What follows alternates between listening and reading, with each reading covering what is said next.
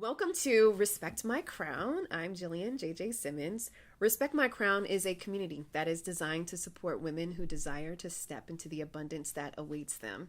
We know that now is the time to manifest your visions, realize your dreams, and accomplish your goals. Respect My Crown is a support system that encourages women to deepen in spirituality, sisterhood, accountability, and service. Today's guest is known in our radio industry as one of the top program directors in the country. She's truly a hashtag boss chick. She serves as operations manager for 3 radio stations here in Houston, Texas. She has a proven track record of being a phenomenal coach and creating award-winning talent. I myself am a product of Terri Thomas's pool of talent as she has molded me over the years. Welcome, Terri Thomas, to the show. Thank you so much for having me. How are you? I'm so glad. I'm great. It's great to see you. It's great to be here. I'm so excited to have you on the show. I've known Terri about 20 years. Forever. I have a story to tell you because I don't even know if you know this. Okay. About our first time meeting. So this is good.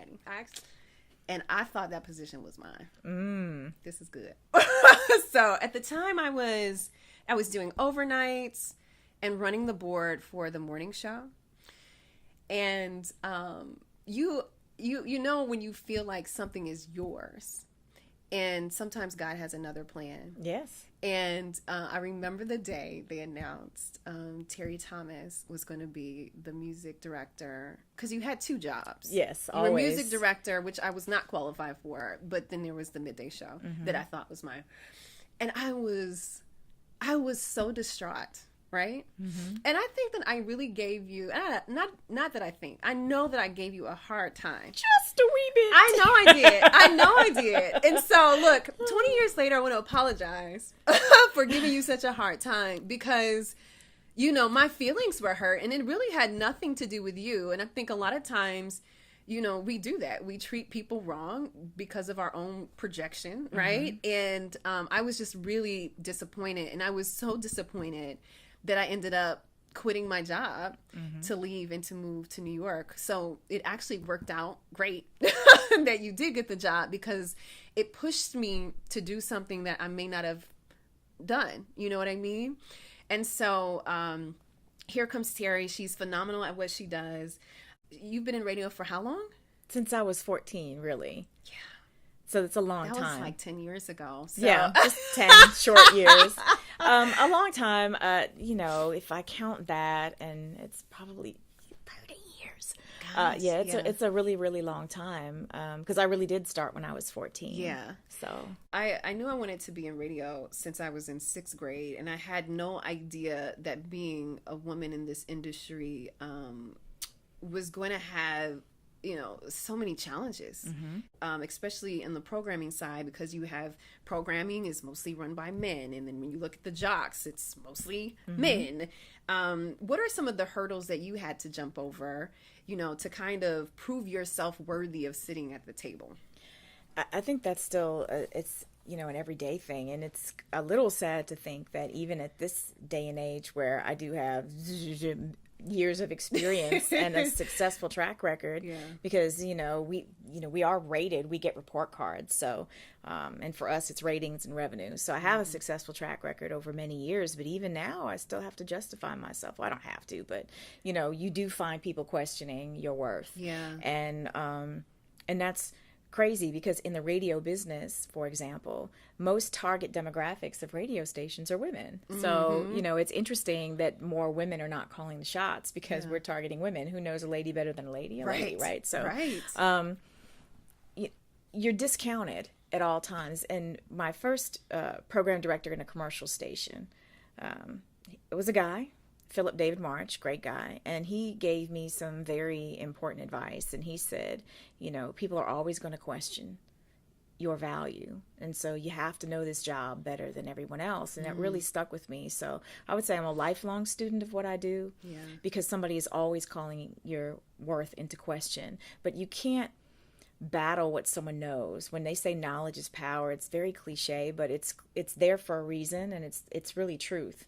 And when I'm talking to people, whether it's a man or a woman that I'm mentoring, I always use that, because the more you know, the more you know your job, the more you push yourself to excellence. You know, it's very difficult for people to discount that. They can try, but see me on my skill sets. Like, you may not like me, you may not like that I'm a woman, you may not like anything about me from that superficial perspective. But if we go and do a battle of skills and a battle of will, I can beat you every time. I love it. I love it.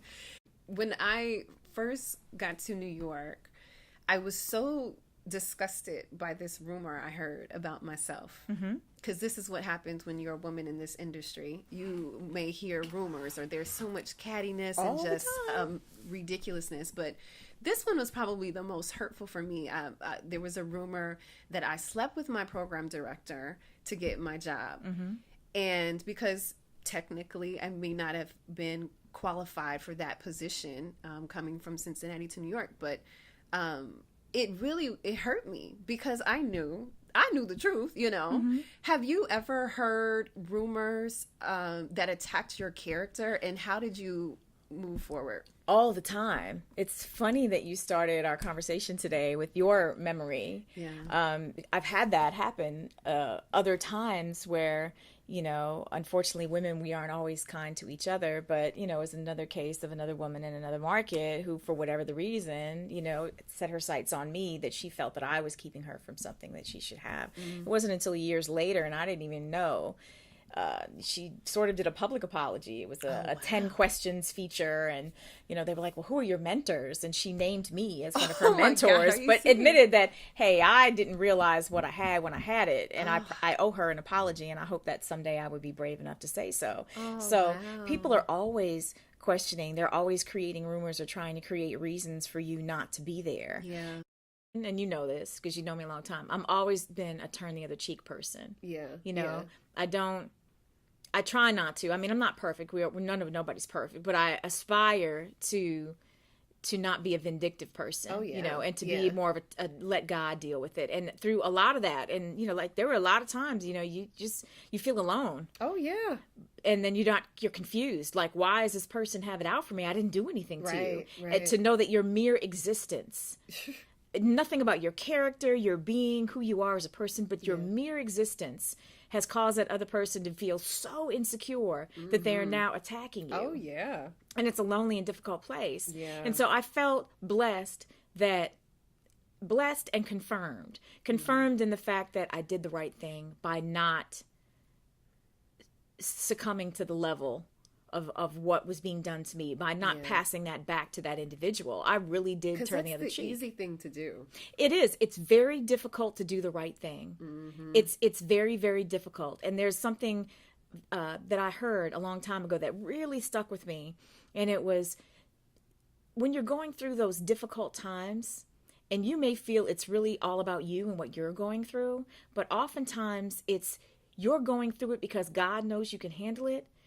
It's because somebody else needs to see how you handle it. And that's where the blessing is coming in. Being an example, not knowing that people are actually watching. I was totally blown away by it. And I said, if I ever came across her again in my travels, I mean, I would hug her and just, you know, be full of love for that, because I thought that was very big of her to say so. You're talking about people that have influenced your career. And to be named that, to know that, boy, you really didn't like me very much. So it was That's amazing. The road to greatness comes with setbacks and failures. What would you consider to be maybe one of your major epic fails, if that exists? And what was a time where you really wanted to quit? Epic fail.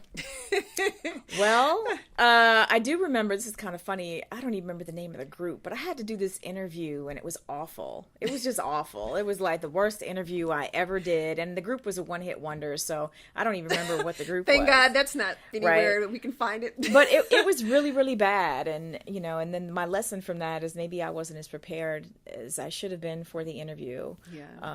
And then it really sort of changed the way I approached interviews at that point, because, you know, I think at that point I was really young in my career, and it was more of the usual questions that you ask people.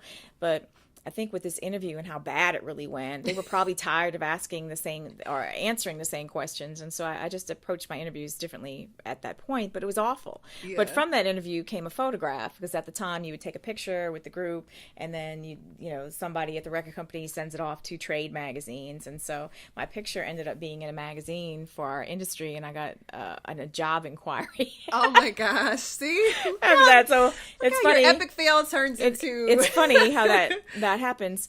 I think, you know, there are times in whatever you're questing to do where you question because the road is long. Yeah. You know, we all have the time frame that we think we should have arrived. Like my first job, commercial job, was in Columbus, Georgia, and I was in that market for 7 years. And I had job opportunities along the way, but nothing was ever that one that was worth making the leap.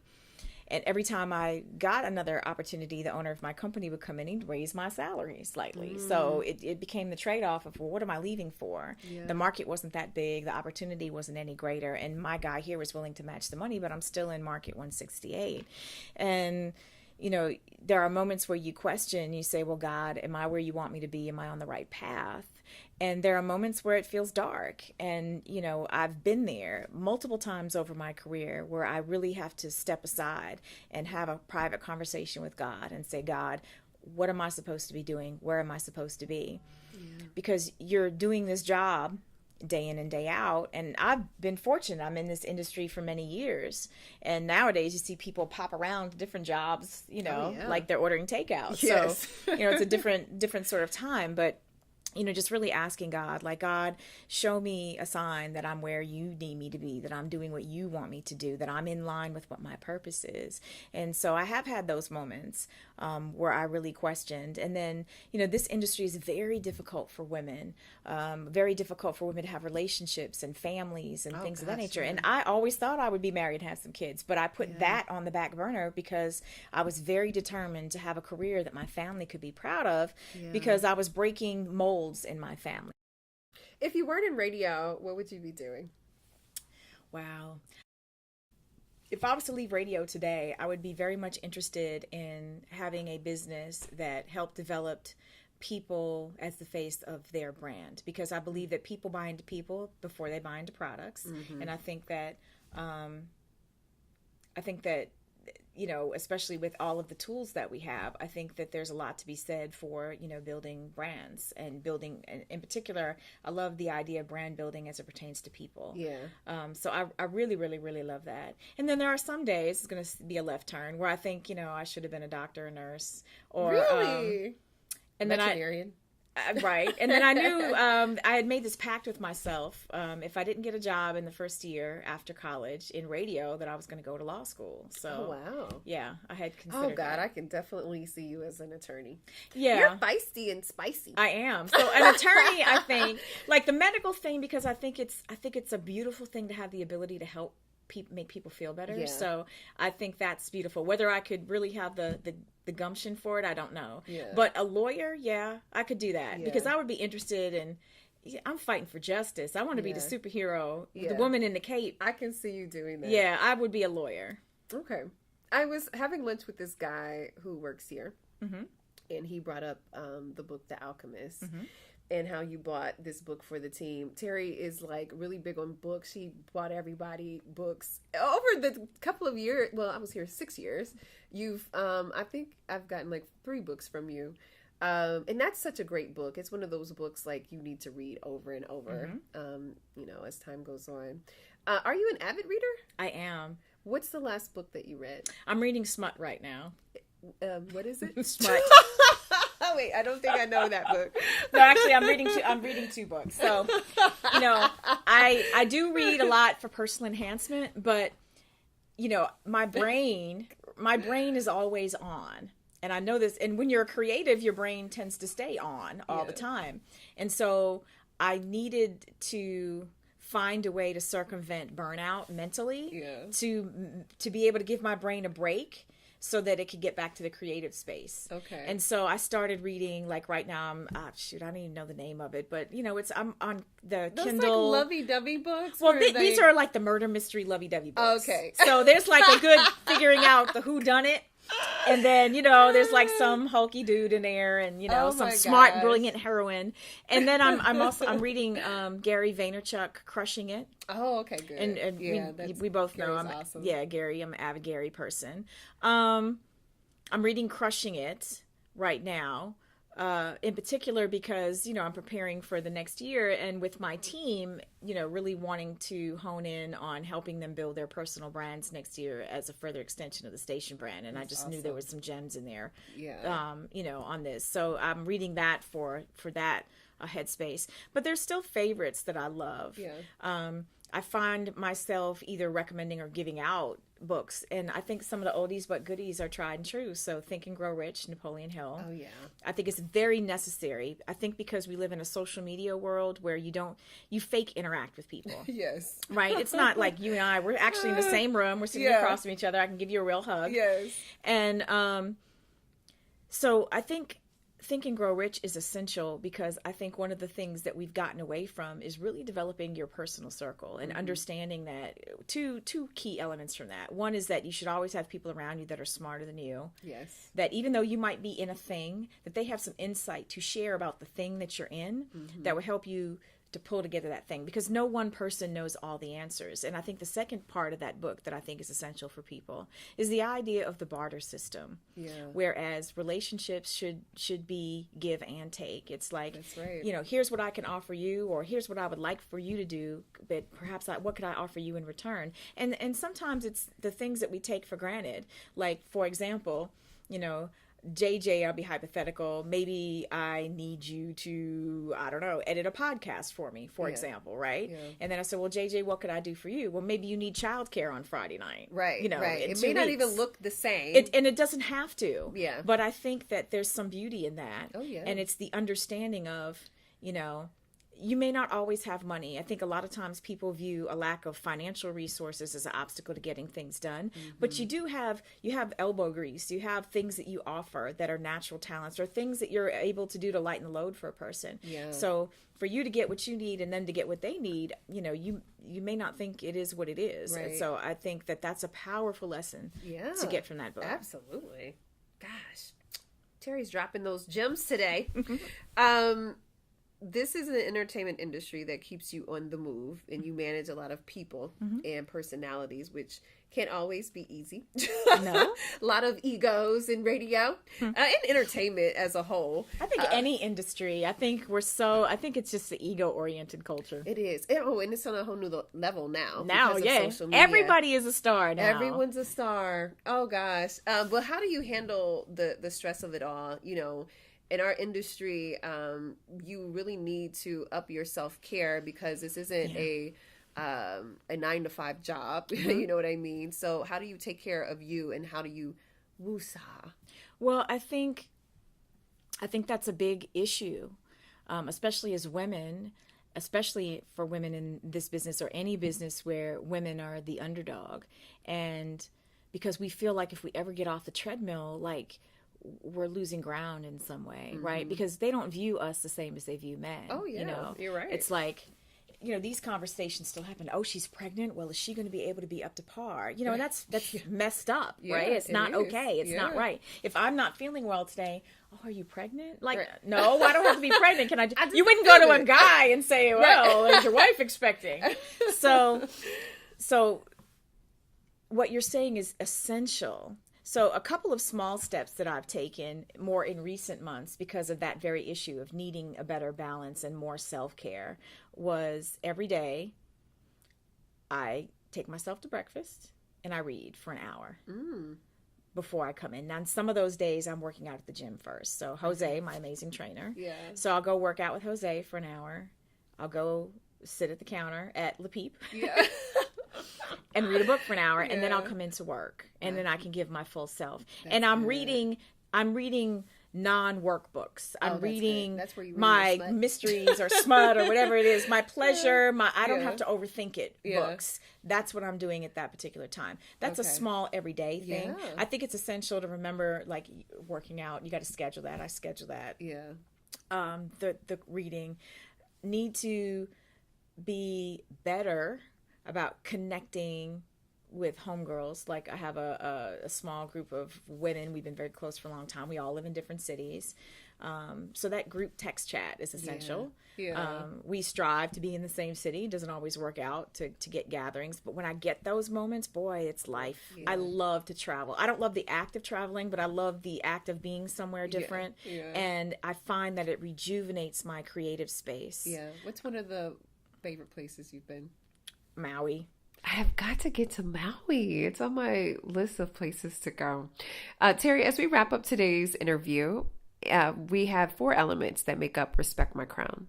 They're spirituality, accountability, sisterhood, and service. So let's talk a little bit about spirituality and what does that look like for you? I have felt the hand of God on me since I was a small child. I could really, really say that to you. Yeah.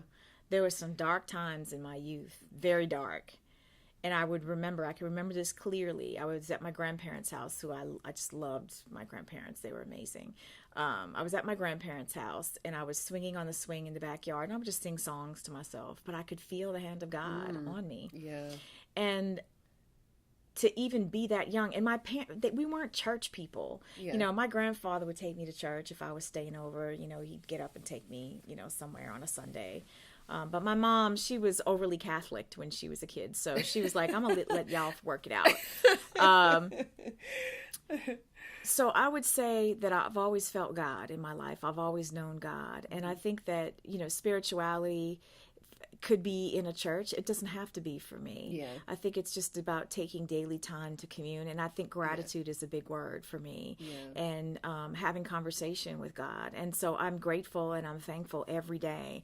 And it's like, taking a moment, like even you here today, it's like, you know what, I'd say, well, thank you, God, for JJ today, like I get to see JJ, you have such a light and it fills my spirit. So I'm like, well, thank you, God, for JJ today. Or, thank you, God, for this person in my life. Or thank you, God, that I have the ability to buy lunch for somebody today. Yeah. So it's those moments of gratitude. And then I've seen God work in my life. And so when you've seen that work, you just have to really trust and reconnect with that. Good, good.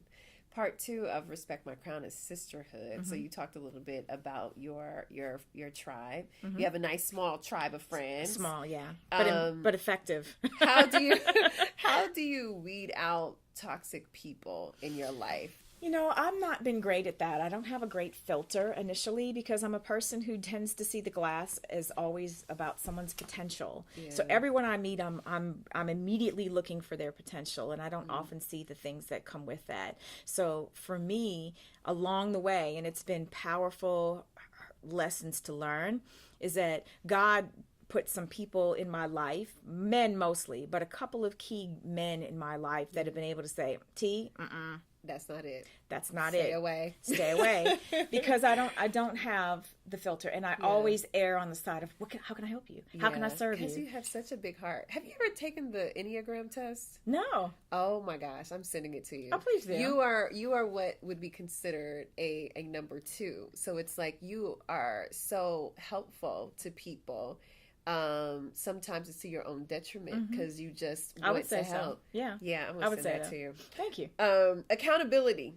So when holding other women accountable, what's an area that you feel like, really stands out, that you feel like you're constantly telling women like, hey, let's check this, or let's get this together? One of the things that I find myself speaking on a lot is not falling into what people expect you to be. And I think that is really, really a big deal for me. Yeah. Because it doesn't matter if it's something that you don't see a lot of women doing. You need to master. You need to be the master or the mistress of your universe, So I find that, so let's say our business, for example. Well, I just want to be the person on the mic or the person that's in front of the camera, and I get that. But I don't want you to be left out in the cold. So I need you to learn how to shoot your own video, to edit your own video. Worst case scenario, you won't be left high and dry because you have yourself. Right. And so that's the thing that I find myself coming back to a lot, is that, look, I get everybody wants to be Oprah, but Oprah started here. She sure did. Right? So I would say that. And the other thing about I believe that you can do anything you set your mind to, but I don't believe you can do it at the same time. Can't do everything. At the same time, you Yeah. can't. Yeah. And so I find a lot of people are over here and there's a lack of focus and they're trying to do multiple things at the same time. And so they're not really doing any one thing well. Yeah. And so I try to coach people, master your one thing. Yeah. Until that you can do in your sleep and you don't have to think about it anymore. Right. Then let's add something else. Let's stop trying to be the master of all these different things because you're slowing down your timeline. Yeah. Oh, that's good. That's really good. The last thing is service. The most rewarding way that you feel like you give back to people. Information and belief. I think that it's unfortunate that a lot of people don't feel that they have anyone that believe in them or see them. You know, like most people I think want to be seen. Like, and I don't mean like, see, like, look at me, here I am. But I also mean like, look at me, here I am. Yeah. You know, I could say to JJ, I love you. I love you too. But is it also equally, if not more powerful, to say, I see you? Yeah. And to really see you. Yeah. Meaning that I see your heart. You know, I see what you're about. Yeah. And so I think that, you know, being in tune with trying to see people for their potential. Yeah. And I think also I'm big on random acts of kindness. And I think we have a responsibility to tune into the world and to be present in the moment. Yeah. And that it doesn't matter if I don't know that woman sitting over there, single mom, maybe not, but with 2 kids who you can read on her face, she's having a day. And then I anonymously pick up the check because God has blessed me with the extra $25 to do so today. Yeah. And to say to my server, I just want to pick up the check, but I don't want you to say anything until I'm gone. Yeah. Because I'm not doing this for the, oh, you're so nice, lady. Right. I'm doing it because I want that person to know today that somebody saw me. Yeah. And said that, you know what, let me lighten the load for you in just a moment. And I don't ever need to see that person or get the physical credit for that. And so random acts of kindness, I think, is important. And I find myself, I'm just sharing here, I don't normally talk about this, but I do that very frequently. Yeah. Wow. I'm a believer in that. And because I think that the energy you send out into the world, and I may not get it back directly, but if I could sow a seed and at some point maybe that lady will have a day where she's got it all together and she sees someone else who's struggling, you know, she could pay that forward. Now that's beautiful. Yeah, that's beautiful. Absolutely. Yeah, you've always been a great giver. I remember us fighting over the Apple iWatch that you put into our white elephant. I did. And I will never forget that because we were all like, what? Terri did what? Yeah, I didn't win that year. That's okay. So as we wrap up, it's interesting how many people have come to me since I resigned in January of 2017. And they're like, you know, oh, you got beef with the box. Like, what's going on? Like, you know, or, you know, what ends up happening, which I end up cracking a lot of people's faces because they'll come and they'll start talking about people from the box because they just assume that because I resigned that there's like an issue or I have issues with certain people. And I'm like, hey, no, I don't have any issues. But I just wanted to know, because you and I have known each other for, 20 years. So, really, it has. When I left, it was very emotional, right? Oh my God. Oh my God, Terri, I cried. Oh my God, those teardrops in the hallway. I was like... Big elephant size. Oh my droplets. gosh. It was very emotional, but I just wanted to ask you, you know, I know it's been almost 2 years now, how you felt when I left, and if we can just clear up this myth that there was beef. No beef. No beef. First of all, how am I having beef with somebody I've known for this long? You know, I've known you through Cincinnati, Dayton, Indianapolis, and then Houston, right? So there's no beef. I would tell you that I did cry big, gigantic crocodile tears. One, because, you know, I love your light. So to know that, you know, light was leaving my immediate space, you know, I just love your light. But I think the bigger thing of that is, it was happy and sad tears. I would say sad tears because I knew for you that this had been a decision you'd been struggling with for some time because of more of where you were and where you wanted to head with your life. Yeah. And to see you in any sort of pain or conflict, you know, I do see you and I do see the light that you have to offer. And so it was more of, I don't want the person that I care for to be in any sort of distress. Yeah. And then happy tears, because how brave of you to say, I'm going to do something else. Yeah. And I think that is beautiful. It's one of, you know, I'm a movie person. One of my favorite scenes from You've Got Mail is the one with Meg Ryan and the older lady who was her mom figure, and they were having a tea, and she was like debating on what to do with her children's book store that her mom had passed down to her, and it was the conversation when she decided to close the store, and the older lady said, "Good for you," and Meg Ryan was appalled because she felt like a failure. Wow. And the lady was like, no, this is the brave thing to do, because you are daring to imagine you can have a different life. And I think that is beautiful. So it was more like selfish crocodile tears. Like, what do you mean you're not going to be here every day? To not wanting you to be in any sort of conflict. And then happy tears because you had finally, instead of being in this middle ground, you said, you know what? I'm making that step. Yeah. And then happy tears that you were like, you know what, I'm taking a left right now. Yeah. And so, no beef, no conflict. Yeah. The only thing that I wanted to make sure of in the moment is just that, you know, you had thought it through. Yeah. Just because, you know, hey, I'm your coach. I just want to make sure you're thinking it through. And y'all ask me every day, you and the GM at the time, are you sure? Are you sure? Just wanted to be sure. Just making sure. I appreciate you. I love you to death. I really do. Thank you. And I've learned so much from you. I've had the pleasure, like you said, of working with you in the past in Cincinnati. But by far, this is one of the best radio experiences I've ever had, was working at the Box. You have a phenomenal team, and I know that you are a genius when it comes to building talent. Thank you. And so it was like really like one of the coolest experiences. And I look forward to seeing how I'm able to take the knowledge that I learned from you and use that in other places, maybe not necessarily even radio, but just in my everyday life. And I'm going to break out The Alchemist that you gave me tonight and read it again. You should. And don't forget the foreword. I think the foreword in the book is one of the most powerful. It sets the tone. It's like, sets the tone. Yeah. It's so great. Yeah. And I don't know. I guess I have such a great feeling.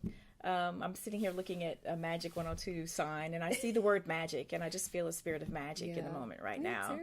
I just do. I feel like, you know, you are on a journey that's going to take you somewhere amazing. And I think for us selfishly, we want to hold on to those that we love so close and keep you near. But I think sometimes, you know, in this case, you know, you needed to fly. And by you being able to fly, you know, it's really propelled you to another level. I've been able to see who I am. Because to be honest, Terri, my identity has always been so tied up into radio. It's like I did not know who I was until I finally stepped out and I could say, okay, now that I'm not associated with any other brand and it's just JJ as a brand, who am I? And I have figured out a lot about me, a lot of self-awareness in the last 2 years. I think that's great, and I'm glad to hear you say that, because that is one of the things that worries me about this business, is that most people identity is so wrapped up into the brand that they represent that, you know, if the job goes away or whatever, they're not able to sustain. I have known people personally that have died of a broken heart because they are not doing this business. And so I, my friend, am extremely proud of you for taking that break and getting off that treadmill to go and find out who you are outside of anybody's call letters. Because that means that, you know what, you can stay with your purpose no matter what. That whatever cape that you wear, whatever logo is or isn't on the cape, that underneath that cape is still a superwoman who knows exactly what her role is in the world. And that's, I think, what our mission is to find out what role we're supposed to play, then doggone it, we need to go play it. That's right. I love it. You're so awesome. Where can people follow you, Terri? At Terri Thomas on Instagram, TerriThomas. Do you have a website? I do, territhomas.com, although that's where you can find my 2 children's books. Be sure to check her out and definitely follow her. She's dropping all kinds of nuggets all over Instagram. And you have to read her or check out her stories too, because her stories are really good. Thank you. I know I'm always like, let me take some notes real fast. Thank you so much, Terri. Thank you.